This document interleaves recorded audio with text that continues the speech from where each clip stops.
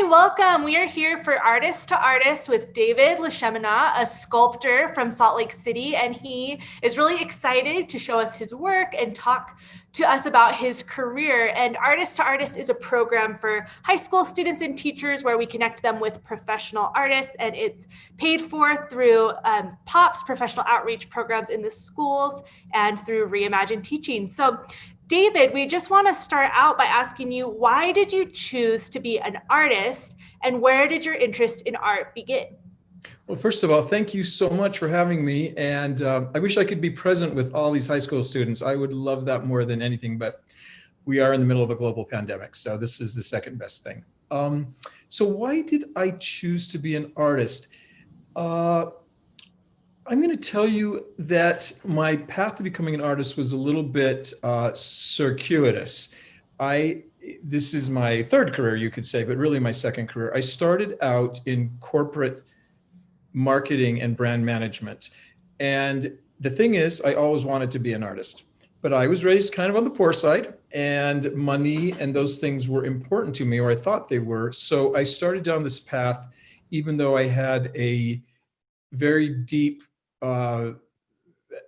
connection to art through the way I was raised in our home. And especially my sister, Kay, has a fine art degree. And my mother had the very good sense of occasionally, I don't mean a lot, but like 5 or 10 times maybe, she would give me days off from school and allow me to go with my sister to her art program at the University of Utah.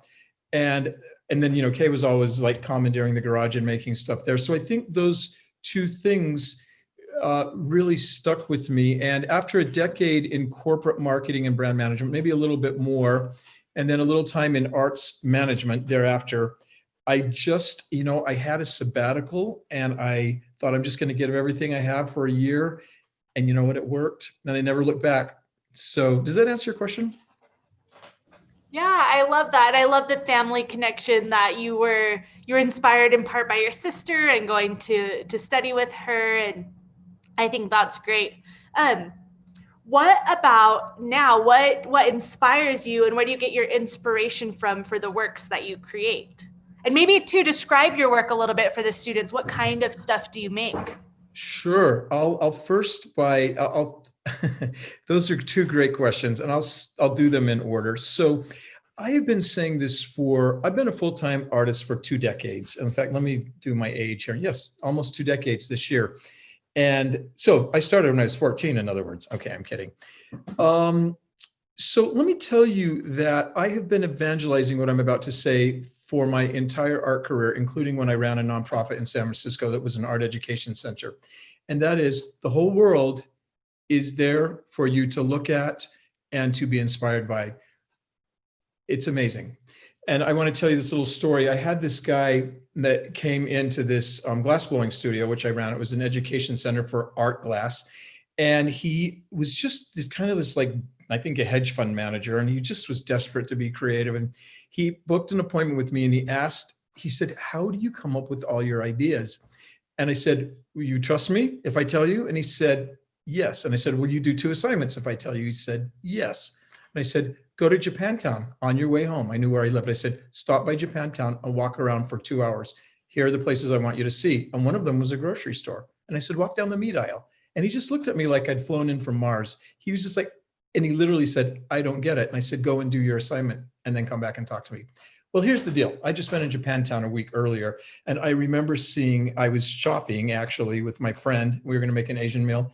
And I was getting some fish. And I remember seeing this fresh salmon and the layering of the flesh and the fat layers in this way it was cellophane wrapped. It launched a whole body of work for me. And it was so, just the shape of the cut of the fish and the striations. Oh my goodness, it was magical. And then we walked around some of these other stores where there were sights and smells and things that you wouldn't get in, Bell Market by my house. Anyway, so a week later, this guy came back into my office. I said, how did it go in Japantown? He went, I didn't get it, so I didn't do it. And I'm like, okay, so the end of that story is the way he ended up coming up with his ideas, sadly, was he appropriated them from other artists in the studios. And it culminated in him stealing one of my techniques for texture, which I taught him meticulously how to do. but he just didn't do the technique, and he stole my designs. He used a form that someone else was doing, and then he used a color palette someone else was doing. Needless to say, it was heinous. The end product was terrible, but it was an interesting idea that, for me, it was this concept writ large of, don't look at other artists for your inspiration. Look at them maybe for just to see what's happening, but look out into the world. Get off Instagram, get off TikTok, get off all the things. Open your eyes and go out there and look. It is just brimming with inspiration. So the second part of your question is, what is my work like? I wish I could have my favorite gallerist here to describe that. And she would say, he's all over the map and he drives me crazy. That's a little bit true. I am not an artist that makes 100 things that look like I made them, for example. But I think if you look at my body of work over the last decade at least, you'll see it's a big circle and it all intersects. So what I'm doing a lot now is I make dimensional sculpture, both for the wall and also standalone, freestanding.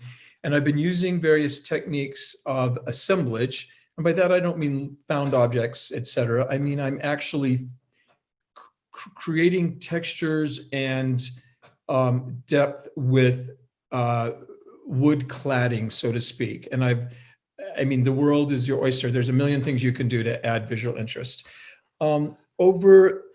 During lockdown, actually, and kind of a few weeks thereafter, several months ago, I thought, I'm going to actually take this opportunity to not produce things that I know are, that will be interesting to the galleries that I'm in, but rather, I'm just going to have fun. I'm going to do some things that I've been working on. And so I ended up revitalizing this technique that I am so in love with right now. And I've only produced one piece and it's taken me 3 months to produce. So it is not tenable at that speed to be a gallery artist. But my point is, as I'm looking at it today, actually, I'm just closing in on finishing it. I'm like, well, I'm doing the same thing through a different approach. I'm creating deep texture and I'm telling a story. These are kind of allegorical, and the formal qualities are different, but they are in the same realm. I think you'd be able to say, oh yeah, David LeCheminant, David LeCheminant. In fact, maybe later I'll show you a piece of each and then we'll let you make that decision. Yeah, we'd love that. And do you want to, I guess, two things. One, I love your advice to the students to seek inspiration in their world and not from other artists. I think that's such important advice for them as they continue to make their own work. And then two, I love you describing your process and your work. Is there any sculptures? I know you showed me a few before we got started recording. Could you show the students a few of your sculptures right now? Is that a good time to show them something? Sure. The piece we just discussed, I'm going to have to stand up and walk That over into his place. I've got this rig set up and the way into my shop that kind of cures this special finish I put on. Let me grab that, and then I will show you another piece that I'm going to consider that these are both from the same body of work, and you can tell me what you think. Is that cool? Let's start with this first piece. This piece right here is called, it's heavy. It's called Regina, which means queen in Latin. Can you see that? Yeah, it looks great. It's such a weird, you can maybe, all right. So if you, looking at that piece, you will see that it's kind of weird, actually. It's kind of wild and weird. It's highly textured through assemblage. So I built all these striations by adding components to a substructure and then working them thereafter to add more texture. And then I did several layers of stain and paint to kind of get that semi-translucent. There's an idea that was driving this, and we're going to talk about this later, I presume, but I did this body of work last year for a solo show I had at Finch Lane called, oh no, I'm so sorry. I'm conflating two bodies of work. This was for a solo show at Meyer Gallery, like February, just before coronavirus started doing its thing. And it was called City People. And in that body of work, I imagined people that I don't know, and a few that I knew that I just saw around as I'm moving around in the world. And this, I know this is weird, but this Regina sculpture is this young lady I always see at the bus stop in the morning. And she just was so elegant and she seemed so confident to me. I don't know her name. I don't see her anymore. She's probably on lockdown like everyone else. But I wanted to, and she just seemed like a nice girl to me. I'm not sure what else to say. She seemed like a good subject. I never photographed her. That's weird. And I never even sketched her, but I had in my mind this idea that I wanted to express. And so this piece has two very distinct sides. It's got some metaphorical markings that don't necessarily translate directly to anything you would know, but they're there. They mean something to me.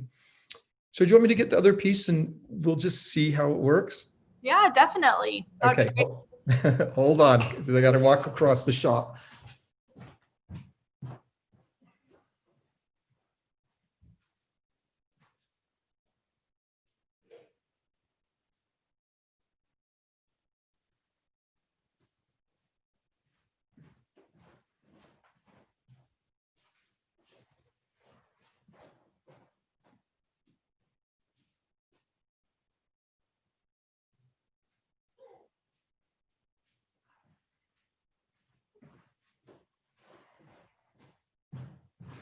Okay, I do not even know how to show you this.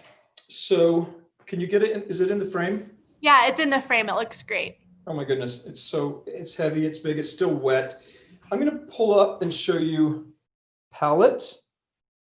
See, there is a negative space in between like you saw in that other piece, which is a design element I often use, I like lately. And then there's this heavy texture, but it's created in a completely different, it's created through a process of removal, kind of more traditional sculpting than addition. Let me put this down before my arm falls off.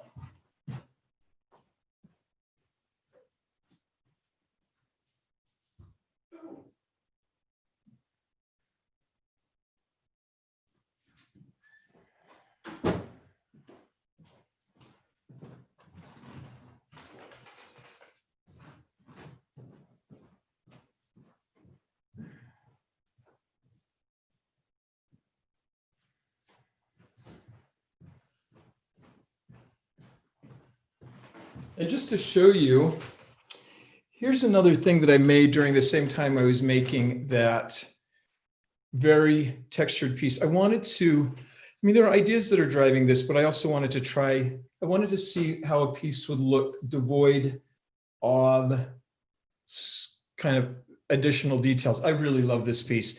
And this kind of is there's a sweet, kind of sad story that underpins this, which we're not going to talk about, but it's a little bit, I'm going to keep this piece. This is for me, but it's definitely a prototype for a body of work that I intend to work on next spring. So am I all over the map? A little bit, but is it made of wood? Does it involve texture, formal shape, qualities, negative space? Yes, I think that counts as consistency, doesn't it?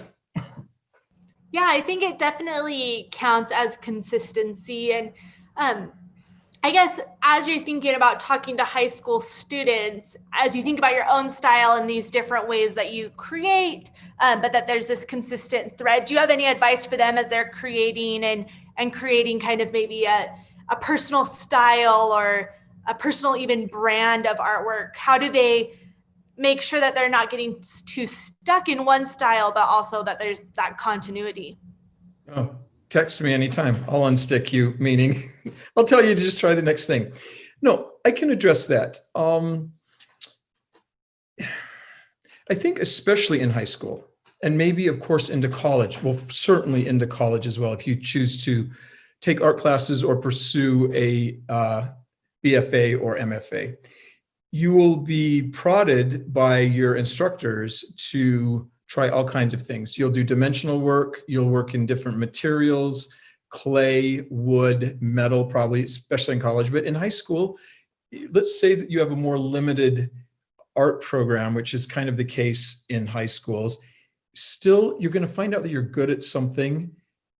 Good for you, but don't rest on that thing. It's just so tempting because it feels good, and I would offer that you should keep that, have fun with that use it to get your A or whatever, but make sure that you are pushing yourself into all the different styles. Like you may find out that you're fantastic at abstraction and you're not really good at figure drawing, for example.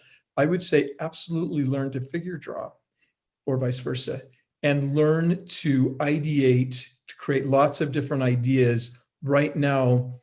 Because, look, I'm old enough to be your father, probably most of you kids. And I still don't feel like I really have a style. And I guess I don't want one. I don't want a style. I'm not the dude that is going to always paint an allegorical message with a certain palette. I don't want to be identified for that. And it's actually not as commercially, it hasn't been as commercially viable for me, but I think right now I'm getting traction more because people are just like, hey, he's kind of a wild hair and you never know what you're going to get. And the galleries that I'm in love it. And so did that answer your question? Try Yeah. a lot of things. Try your hand at everything. Even to this day, I want you to know that I try to do this religiously. And I say I do it every month, but I really do it every quarter. And I take about 3 or 4 days off. And I will not allow myself to think about the gallery business. None of that.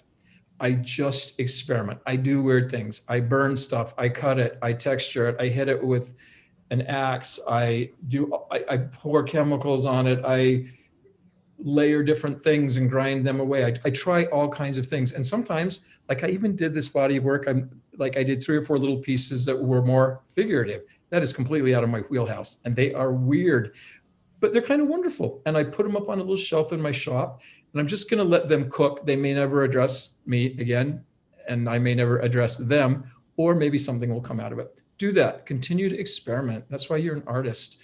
You're not an artist just to make the same thing over and over again. I cannot emphasize that enough. That's such great advice. And I need to do that in my own work too, spend time just experimenting and playing. One thing we wanted to ask you, David, is what has been your career path with art? I know right now you've been working as a gallery artist for a long time. Can you maybe explain to the students what it means to be a gallery artist and how you ended up there, why you chose that as your career path? Sure. This is a very good question. And maybe you students don't even understand that there are many tracks that you can be on with an art career. Let me give you 3 or 4 ideas now, and then I'll answer Emily's question specifically. There is the gallery track, which is more commercially oriented. It's you make art, you have relationships with the gallery, they sell your work, they pay you generally. My galleries always pay me, they're wonderful. So that is the gallery track. Sometimes that can also merge into the museum track. It's actually harder though, to be frank. The museum track is it's a hard track to get on, especially for someone like me that's just kind of your garden variety white guy, truly. And I don't say that with derision. I say that I appear to be a man of privilege. I'm educated. I come from Utah. I have a very nice upbringing, even though very modest. I'm not financially privileged at all, believe me. And even though I think I have plenty to say, I think the museum track is looking for different things right now in the beginning of the 21st century. And I would love you to chime in on that. But the gallery track is definitely a potential. And if you want to do that, get started early. Get started early and know that that's what you want, and then go for it. It's a fairly tough track. Some artists, like I'm hoping to transcend this, but I don't know that it will happen, can live in both those worlds, be on a gallery track as well as the museum track. There's also another more commercial way to be an artist. And I do some of this on the side occasionally, and that is to be kind of an artist for hire, so to speak. And that is do more commercial work. And like I just did an installation for Delta Airlines, and it was actually kind of wonderful because they literally gave me carte blanche. I sent the woman, no, I hope not the whole world. She asked for an idea, and I thought, I'm going to bang this out because I don't know if I'm going to get the job or not, and I'm really busy right now. So I knocked out 3 concepts, sent her, and she'd seen some of my work that she liked. Sent her one, she said, eh. I sent her the next one, which I probably knocked out in 20 minutes. And literally, you guys, 5 minutes later, I had a 50% deposit in my Venmo account. There you go. So the commercial, and I was proud of that project. It's nice. It's like a what is it, like 51 inches by, it's a dual panel, a diptych by maybe, it was like 7 feet. You know, there are a lot of people that are like, ugh, boring hotel art, etc. The idea is I've never put one thing out on the commercial side of my business that I haven't been proud of, that I wouldn't feel good putting in a gallery. Never, not once, even if it was absolutely unprofitable to me. So anyway, the commercial art aspect is one way to go.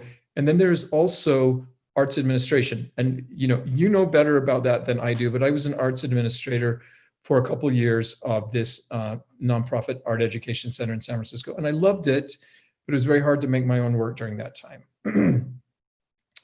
So the next part of the question is, how did look, I was being practical. When it became time for me to get into art, I told you I was raised with modest means, and I had a corporate career, which advanced me beyond that and gave me more resources. And by the time I actually started in earnest as a full-time artist, how can I say this? I guess I should just be completely honest. I felt like I was too late, and actually, frankly, I was undereducated to get on the museum track. I mean, there's a certain thing that curators look for, and I know that because I've been looking at art forever.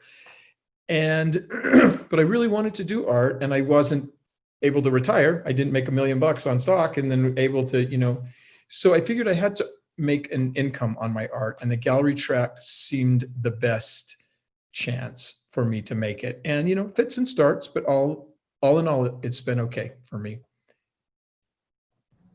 Yeah, thanks for sharing that, David. And I would say to the students too, at like a local kind of community art museum like the Springville Museum of Art, we work mostly with artists who are kind of doing multiple of these tracks. They might be doing a gallery work, and then they're also showing in our museum, or another track that a lot of artists choose is maybe a teaching track where they're teaching at a university or college and then making work on their own. And it's just exciting to think about where you want your work to go. And I think for the museum track, for people who are really making a living showing in museums, they're going to be in real big urban centers with big museums that have a lot of money, and it is kind of the celebrity artist track.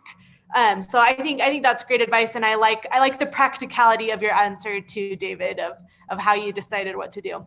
I'd like to say this also, kind of give you guys a little shout out, that the Springville Museum of Fine Art is an extraordinary venue for Utah. I've lived a lot of places. I've lived in big cities. I've lived in Chicago and San Francisco, and spent tons of time in New York on business. And of course, they are a certain thing, but I've also been in other more medium-sized cities, and Salt Lake has a very vibrant art community. It's surprisingly vibrant, and the talent is overwhelming. Don't take my word for it. Excuse me. Don't take my word for it. Go put on your mask and get over to the Springville Museum of Fine Art and see the current show, which is kind of the best of Utah artists. It's quite remarkable. And your museum is it's a very unique animal in the world of museums. So thank you for that. Yeah, well, thank you. That was so kind. We promised students we didn't hire him just to say nice things about. Oh, no, not at all. But yeah, we do have a unique place in Utah art, and it's as students, as you're learning, it's good to just kind of explore what are all the different venues and what makes them different. What kind of art do they show, and is that a good spot for me to show my art potentially? So David, I wanted to ask you, for your medium and for the sculptures that you create, do you have any favorite techniques or tips or tricks that you've learned over the years that aren't too secret that you would share with the students? Oh my goodness. All my favorite techniques are so sketchy.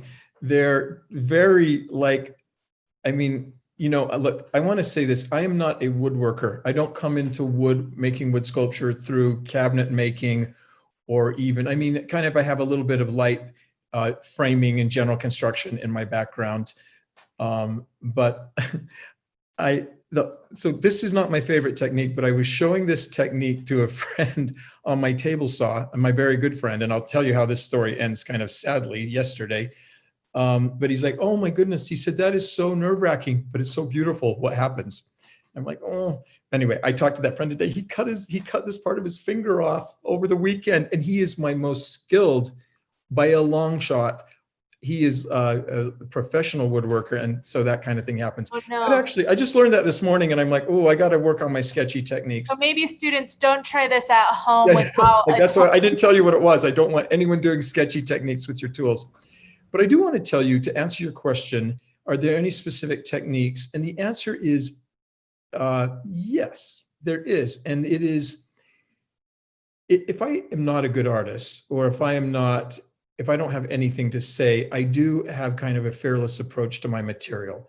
I've worked in other materials before this. And so rather than tell you what my favorite techniques are, there's the kind of like one quarterly happening. What I want to tell you is, just in the course of working with your material, if you pay attention, some people call them happy mistakes. In wood, you call them annoying because you have to sand more or chisel out mistakes. But sometimes those things reveal themselves and they're like, aha, that is cool. In fact, that big heavy red piece started with not a mistake, but it started with me milling wood in my shop. And I was doing this certain thing to hog out a bunch of material fast. And what it left was like, oh, that is so cool. And so, so I'm going to be exploring that technique more.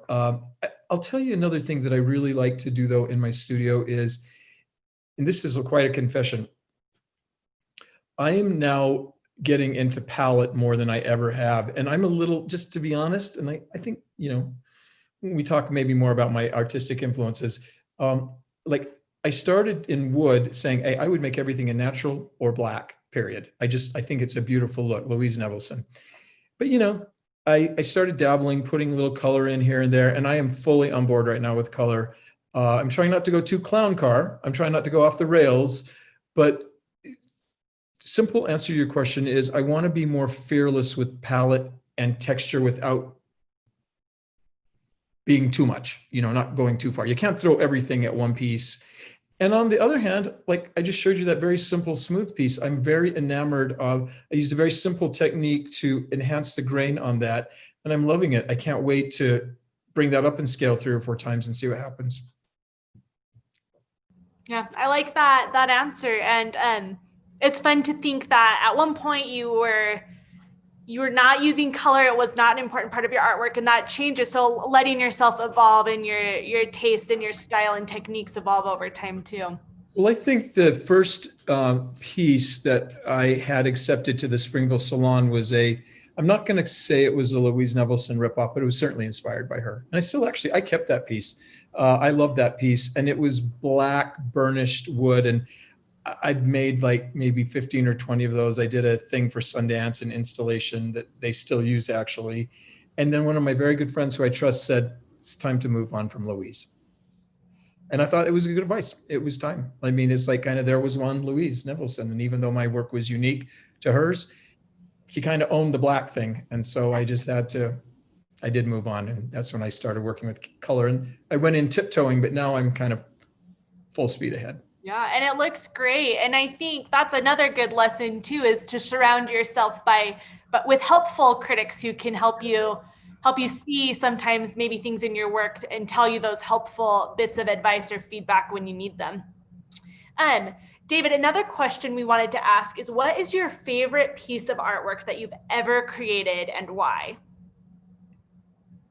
Oh my goodness, that is such a good question. Can I have 5? Okay, no, I can answer your question. And it's serendipitous because that piece is in the Springville Museum of Fine Arts spring salon, fall edition right now. It is a piece called Girl of Orleans. And the Girl of Orleans is also Joan of Arc.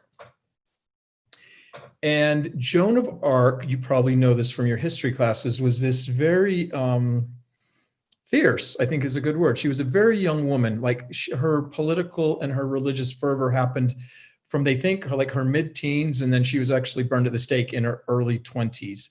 And she basically led the French to conquer the English And she was just this girl, and she somehow got all these men to believe her, and she channeled messages from God. And anyway, the romantic part of Joan of Arc, some people right now, even some historians have said, yeah, she was crazy. She was just like, just had some crazy stuff going on.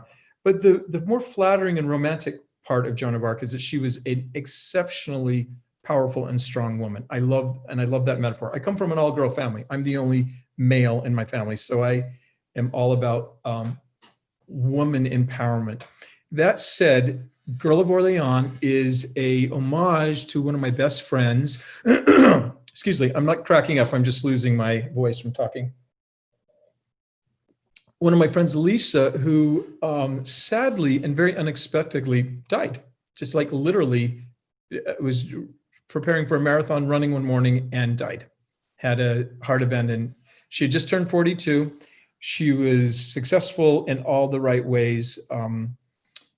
Lovely family, young family, great husband, very super creative herself. And she was one of my true besties of my life.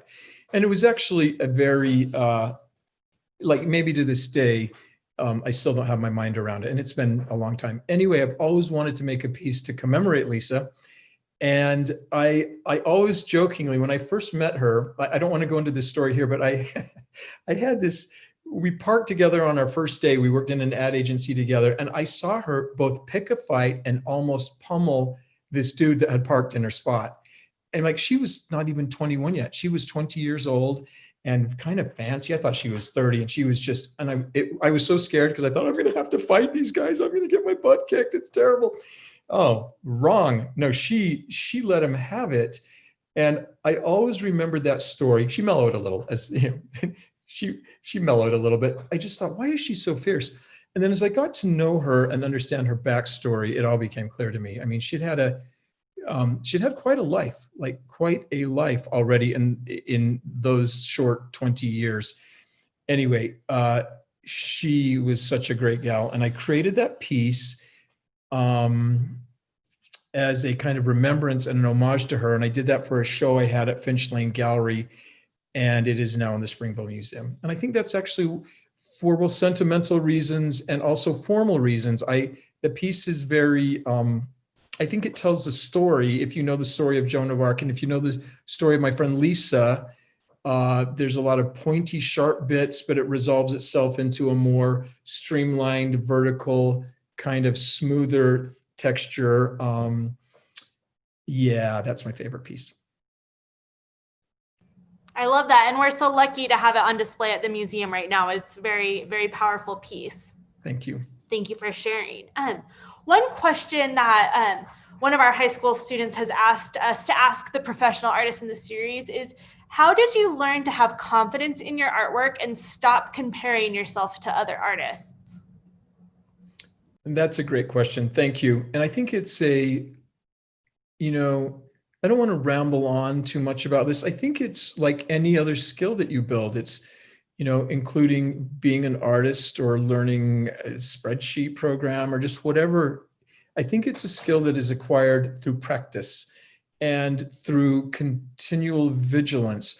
In the world that we live in now, it is almost impossible to not compare yourself to dozens of people every day. I mean, look, I'm kind of an old man compared to you guys, and I am on Instagram, and I put my work on Instagram, and I do that kind of because it's necessary if you're in the visual world.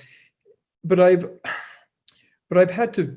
It's created the opportunity for me to develop a lot of discipline. That even if I'm looking at, other art, I am forcing myself to look at that as what it is and remember that my art is what it is, and they're different things. And, we all struggle with that. So I would my advice is fairly straightforward. It is practice focusing on who you are as a person. So let's first go to the fundamental thing. Stop comparing yourself as a human to other people. It's a futile effort. We all have our own worth. We all have our own baggage and our own problems, and we all have our own strengths. I think as a young person, especially in this time where you're given so many models to quote look up to. I don't believe that. Don't believe everything you see on TikTok and Instagram. It is simply not true. You know, and look, don't forget that those just, I'm dipping back into my old career here. That whole algorithm is designed on both those platforms and on several others to keep you engaged with the platform. So actually they profit when you feel insecure. Now that's crappy, but it is a fact. The end. As it relates to your art career, I would say it's okay to look at other artists' work. And in fact, it's beneficial to do that. And by doing that, you might motivate yourself to do better in certain ways. Or if you're honest with yourself, you also may be able to pat yourself on the back and say, hey, my work is what it is. It's pretty good. So to circle back to the beginning comment, all I would say is practice. Practice the combination of humility. Don't go so far as like, don't crown yourself Picasso already, but don't think that everyone else's work is better. It's just their work, and your work is just your work. Be able to acknowledge that for what it is, be humble enough to take feedback, but also be sure enough in what you do that you know when you produce something great. Look, I wish I could just, I'm not going to do this, but I've got a room in my basement called the naughty room. I know it sounds weird, but it's where I put pieces that are bugging me so much that I've got so much time invested into them, but I can't burn them, can't put them on my wood burning stove. So I put them in that room and I let them inform me as time goes by. And to tie this into what we were just talking about, I have found that I am least pleased with my work, and more pieces go into that room, the more I've compared myself to other people I admire as artists and designers. And that's just, and I figured that out about 5 years ago. And I was like, oh, I got to stop doing that. I got to stop. So stop doing that right now. If you're doing that, be who you are, let your art be what it is. Great advice. And I think that's true for all creatives, is sometimes the more you compare yourself to others, the more crippling it can be. David, I just want to ask a couple more questions as we kind of wrap up. What do you wish you knew in high school about making art? No, that's such a great question. Oh, so many things. We'd have to talk for the next 3 hours, but I can definitely summarize that for you. I wish what I knew about art in high school was that it's a legit career path. I wish I understood that. I actually think that art often in our very sports-oriented high school programs and academic programs is kind of the stepchild, so to speak. And in fact, I just talked to one of my friends that's an art teacher, and she told me what her budget was for 2020. Zero. And so, yeah. So there's these conferences and things you can subscribe to that tell you how to recycle paper bags, or where you can get free stuff. Or with all that said, that doesn't send high school students the appropriate message about the power of art, both as a career, but more importantly, as a force for good on our culture, right? There's more than sports, there's more than technology, there's more than entertainment. Art is one of those things that is more. The things I didn't know, though, in high school, most things actually, is that art was a legitimate career, and that to be an artist, it is also very much a business. And forget those romantic notions about, like, I don't know if you guys in high school read The Chosen anymore, or The Gift of Asher Lev. I mean, those are such good books. My Name is Asher Lev. They traced the history of this Orthodox Jewish artist. Super good books. Anyway, there's a scene where he's a very famous guy now, and all he does is paint, and then his gallerist comes to Paris once in a while and sends him out for a cigarette or a coffee or something, and then she loads up all of his work, and it's this drill that they do, and he never feels like he's finished. But it seems so romantic to me when I read that. And then they sell for tens of thousands of dollars, and he has a good living. Well, that's good. I hope I still achieve that. But realistically, your path as an artist is more just like a normal business. You make work, you find ways to sell it, you find relationships to cultivate, and you need to know how to run a business. You need to know how to promote yourself, not just Instagram and TikTok, but you need to know how to make associations with galleries and corporate customers and so on and so forth. You also need to know how to manage the daylights out of your time. Being an artist is a total act of self-discipline. I mean, my studio is attached to my home, and let me tell you, there are days when I just want to sit on my couch and look at Instagram, truly, or read the news, especially lately. But you can't do it. You just got to get down. It's a 9 to 5. In my case, it's like an 8 to 6, 6 days a week, especially now I've been really busy. So you got to learn to do that. You got to take it seriously. And I'm telling you that I want to just say, about a month ago, I was poking through Instagram, and someone's story said, it said, depressed, broke, filled with anxiety, nervous wreck. Yep, I'm an artist. And I was just like, are you serious? Like, no, none of those things, that whole poor starving artist, don't think that. It's a myth. It's true. Artists don't make as much money as investment bankers. If you want to have that much money, be an investment banker, truly, and do art on the side. But if you want to have a legit career as an artist, learn to run your business as an art career. That's what I wish I knew in high school. That is great advice. And I think it's good to know you don't have to be the starving, tortured artist. You can have a really joyful, exciting career as an artist if that's what you choose. I just want to finish up by asking David, is there anything else you wanted to share with us on this call, or any other advice you have for the high school students as they continue to make art or pursue careers in the arts? Sure. I would say, as a young person, that I would, excuse me just one second, I didn't silence my phone. I would tell you to be fearless right now in your life. Be brave, try things, break things, make tons of mistakes. Look, I still do that, and I'm way older. I make, like, that big piece I had, that should have taken me a week to make. It took me 2 months because I kept making the same mistake again and again. I kept having to sand the finish and the paint off. And I was so frustrated. And I finally was like, well, you're learning something though. So the next one will only take you 2 weeks instead of a month. So I would say be fearless. Don't, I think we have this culture now in general, and so it must certainly pollute the mind of artists, that we have to be good at everything, and we have to be good at everything the first time, and we are immune to failure, and we're immune to criticism, especially, and oh, it hurts, I don't like it, all those things. Change that. If that is you, and I'm talking to you, if that is you out there, change that in your psyche.